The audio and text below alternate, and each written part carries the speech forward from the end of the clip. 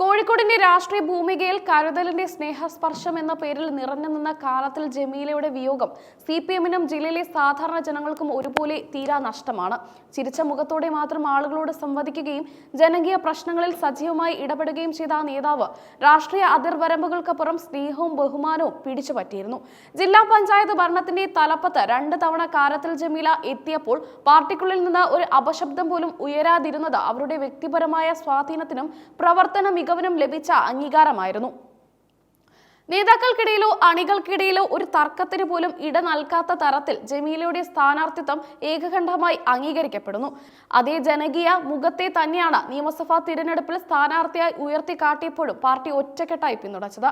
പ്രാദേശിക തലങ്ങളിൽ നിന്ന് തുടങ്ങി സംസ്ഥാന നിയമസഭയിലേക്ക് വരെ എത്തിയ ആ ജനസമ്മതി ഒന്നു മാത്രമായിരുന്നു അവരുടെ രാഷ്ട്രീയ യാത്രയിലെ ഏറ്റവും വലിയ മുതൽക്കൂട്ട്. ഏറെക്കാലമായി അസുഖത്തോട് പൊരുതുകയായിരുന്നു ജമീല. ഈ ദുരിതകാലത്തും അവർ രോഗത്തെ അതിജീവിച്ച് ശക്തമായി തിരികെ വരുമെന്ന പ്രതീക്ഷയായിരുന്നു സഹപ്രവർത്തകരും നേതാക്കളും അണികളും പങ്കുവച്ചിരുന്നത്. പോരാട്ട വീര്യത്തിന്റെ ആ പ്രതീകം എല്ലാവർക്കും ഒരു പ്രചോദനമായിരുന്നു. വീട്ടിൽ ചികിത്സയിൽ കഴിയുന്ന സമയത്തും പാർട്ടി പ്രവർത്തകരും വിവിധ നേതാക്കളും അവരെ കാണാനും ആശ്വാസ വാക്കുകൾക്ക് പങ്കുവെക്കാനും പതിവായി എത്തിയിരുന്നു.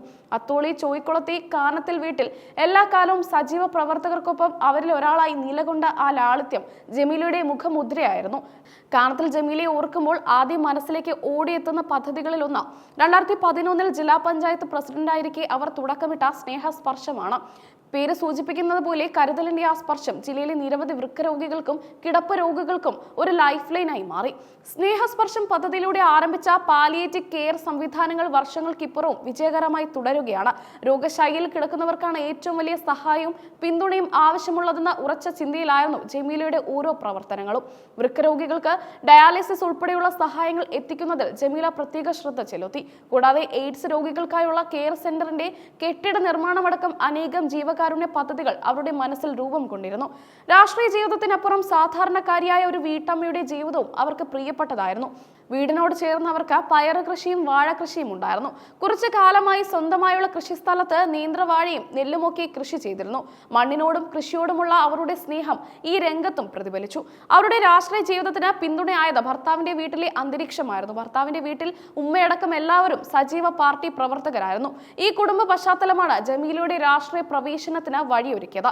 ത്രിതല പഞ്ചായത്ത് സംവിധാനം നിലവിൽ വന്ന 1995 അവരുടെ രാഷ്ട്രീയത്തിലെ ആദ്യ മത്സരം.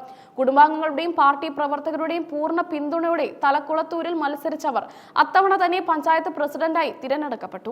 അവരുടെ ഔദ്യോഗിക പാർട്ടി അംഗത്വം ലഭിക്കുന്നത് 1997 പഞ്ചായത്ത് ഭരണരംഗത്തെ മികവ് ശ്രദ്ധേയമായതോടെ ത്രിതല പഞ്ചായത്ത് സംവിധാനത്തിലെ വിവിധ ഘട്ടങ്ങളിലൂടെ അവർ പടിപടിയായി മുന്നോട്ട് വന്നു.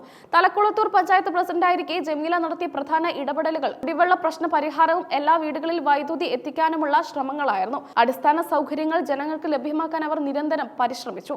പഞ്ചായത്തിലെ കുടിവെള്ള പ്രശ്നം പരിഹരിക്കാത്ത ഉദ്യോഗസ്ഥർക്കെതിരെ പഞ്ചായത്ത് പ്രസിഡന്റ് എന്ന നിലയിൽ ജമീല നടത്തിയ കുത്തിരിപ്പ് സമരമെന്ന് വാർത്തകളിൽ ഇടം നേടിയിരുന്നു.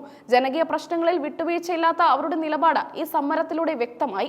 തലക്കുളത്തൂർ പഞ്ചായത്തിലെ മികച്ച പ്രകടനത്തിന് ശേഷം ജമീലയെ തേടിയെത്തിയത് ചേളന്നൂർ ബ്ലോക്ക് പഞ്ചായത്ത് പ്രസിഡന്റ് സ്ഥാനമായിരുന്നു. ബ്ലോക്ക് പഞ്ചായത്ത് തലത്തിലും അവരുടെ കരുതലും ഭരണപാഠവും ശ്രദ്ധേയമായി.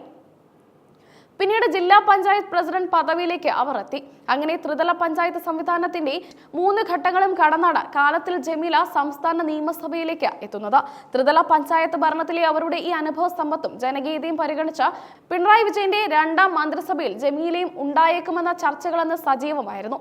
MLA ആയിരിക്കെ മണ്ഡലത്തിലെ ജനകീയ പ്രശ്നങ്ങളിൽ സജീവമായി ഇടപെടൽ നടത്താൻ അവർക്ക് സാധിച്ചു.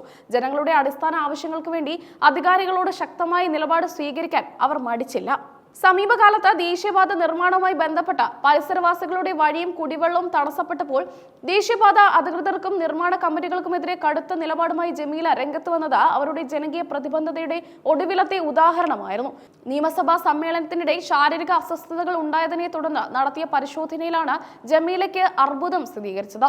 രോഗാവസ്ഥയിലും ജനസേവനത്തിനായി നിലകൊണ്ട ആ കരുണയുടെ മുഖം കോഴിക്കോടിന്റെ ഓർമ്മകളിൽ എക്കാലവും സ്നേഹസ്പർശമായി നിലനിൽക്കും.